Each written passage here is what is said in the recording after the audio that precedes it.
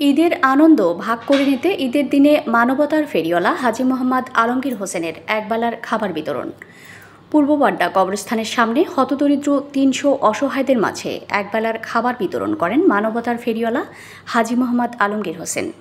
বিশেষ প্রতিনিধি এস.এম. তাজুল ইসলামের ভিডিও ও তথ্যচিত্রে জানা যায়, মানবতার ফেরিওয়ালা হাজী মোহাম্মদ আলমগীর হোসেন গত ২০ বছর ধরে হতদরিদ্র ভাসমান নিম্ন আয়ের মানুষের মাঝে প্রতি সপ্তাহে খাবার বিতরণ করে থাকেন। শুধু তাই নয়, পুরো রমজান মাস ধরে রোজাদারদের জন্য ইফতারের ব্যবস্থাও করে এসেছেন।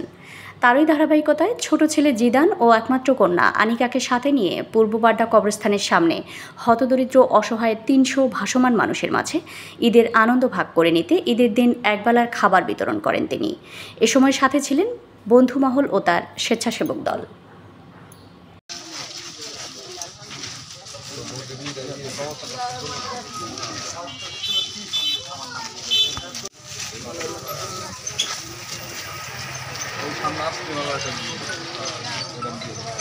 আপনারা দেখছেন মেঘনা টিভি, সত্যের সন্ধানে সবসময়।